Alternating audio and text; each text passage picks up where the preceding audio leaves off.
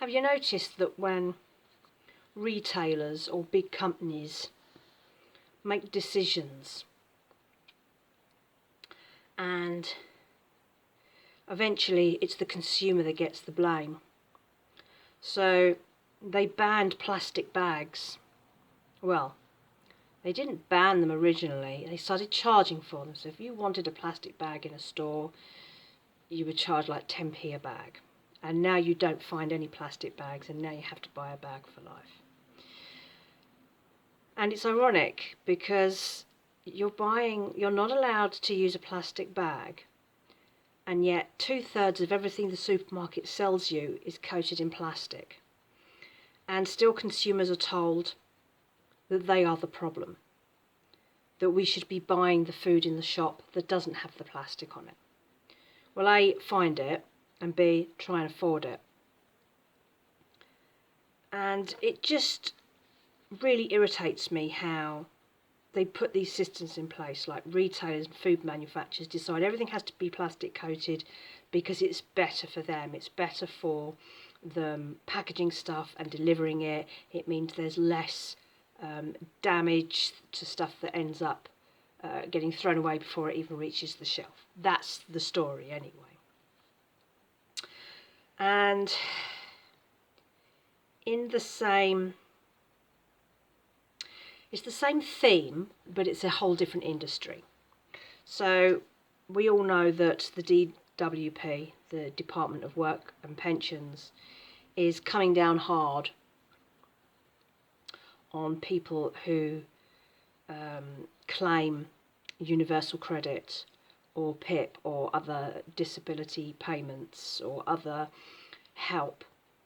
So the two groups of people that they're going after hard at the moment, or they say they are going after hard, are disabled people. And I read a headline that said disabled people must work from home to do their duty, says UK Minister. And the other one is that they are pushing to get over 1 million over 50s unemployed people or underemployed people off of universal credit. So here we have the similar problem. You've got people who are disabled or have other health issues that prevent them from working a 9-to-5 job, prevent them from going to a place of work, prevents them from maybe doing a full-time from home job. And then you've also got the over 50s. And I was just looking for the figures. There's a whole bunch of figures on this. The latest government statistics for September 2023 show that there are more than 1 million people aged 50 to 66 who are unemployed and claiming universal credit. And it says about how this figure has steadily risen. Now we know that there is a problem in this country at the moment with employment.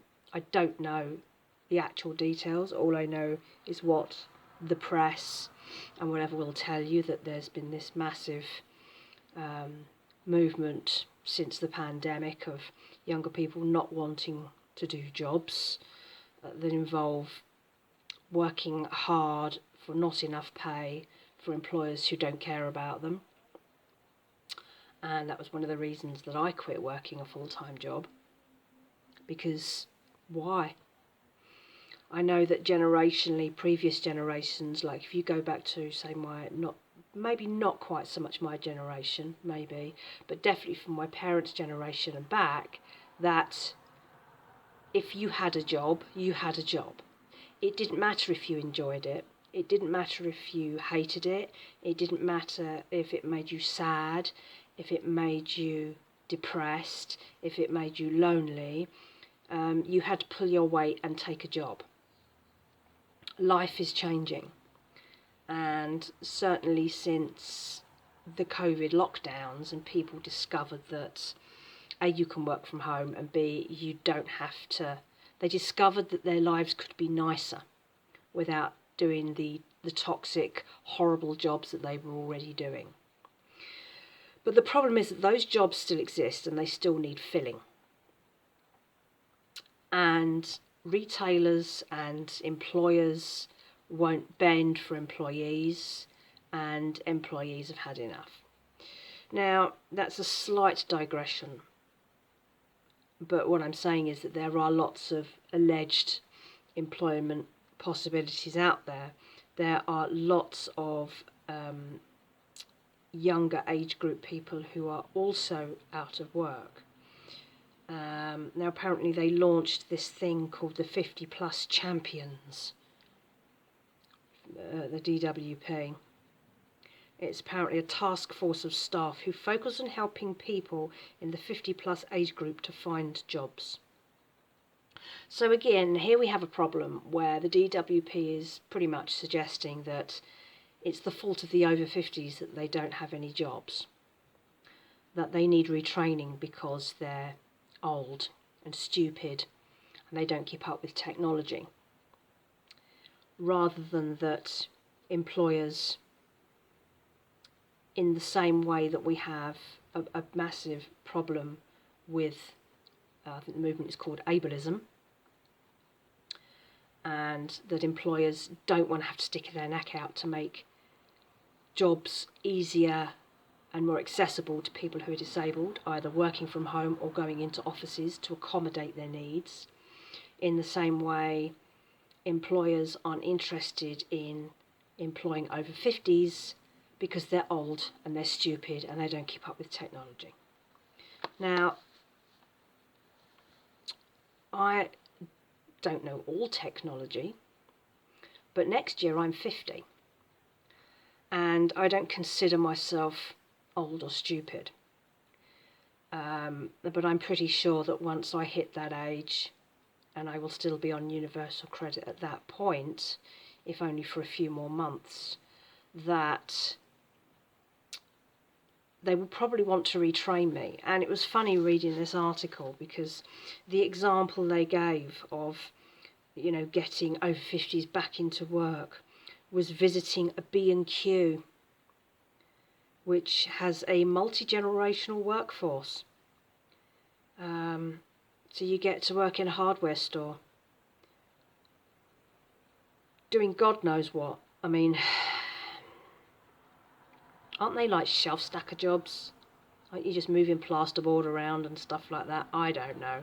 It didn't actually say, but it did say that they do an apprenticeship program, which runs for everybody between the ages of 17 and 70, helping them gain new knowledge, skills, and help develop their careers with B&Q.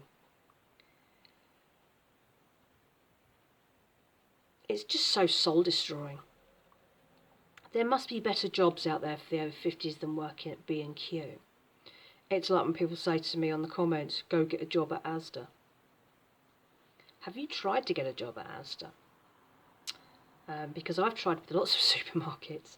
I have no retail experience working in a supermarket, stacking a shelf.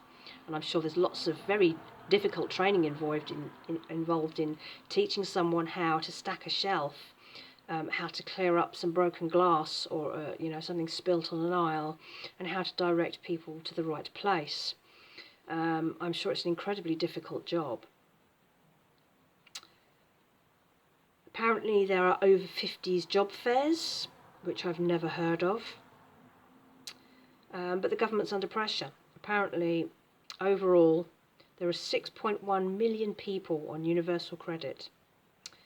2.3 million of those people are in work. So 38% of universal credit claimants are in work, which goes to show you how dreadful the work is, how dreadful the pay is, that it needs propping up with benefits. And that might be because a lot of them are part-time workers because they have other responsibilities. because obviously we don't count bringing up children or caring for elderly relatives as important enough to require any sort of pay or any sort of support, apparently. 3.8 million of people who are on UC are unemployed, and it's a very clear statistic that it just says unemployed. It doesn't say why. It does say that majority of those who are out of work are in the 25 to 49 year age group. So that doesn't cover the over 50s at all. And I would imagine that a number of those people are probably have some sort of challenge with mental health or disability. They're very flat figures which are designed to make you think, yeah, there are all those people out of work, make them take jobs, take the benefits away. But a lot of those people, some of those people might have been trying to find jobs for over a year. My neighbour, who had to shut down his own self-employed business earlier in the year, I think it was April, and spent quite a while looking for a job, finally found one, and it's in the same industry that he's already experienced in, and he's had to take an apprenticeship, so it might be, I'm pretty sure he is over 50, so it makes me think that he's been put on one of these over 50 plus apprenticeships, and he said these apprenticeships are probation, so he does it for 3 months, and if they decide they don't want him at the end, he just goes. There's no recourse. There's no guarantee of an actual job at the end of it. And of course, I'm presuming he is getting paid. But at the end of the 3 months, if they decide they don't want to commit to him getting all the other stuff that comes with being employed, like, I don't know, national insurance, holiday, sick pay, whatever else, workplace pension contributions, they can just say, no, we're not going to keep you. And they don't have to give proper reasons. And this happens a lot. And I know this is the same with a lot of the apprenticeship things that they've started up in various bits of Europe to get youngsters, school leavers, university leavers into work. They stick them on these apprenticeship schemes, and the companies take them for 3 months. I don't think they're even getting paid, or they're getting very, very basic money. At the end of the apprenticeship, they say, no, we're not going to keep you. And it's because these companies are getting backhanded to take these people on, but they don't want them. So that's kind of where we are. So if you're over 50 or you are disabled or have another health issue prevents you from working, you apparently are the bad guy. And it's not the fault of employers, not their problem at all. It's not their fault that you're old and useless.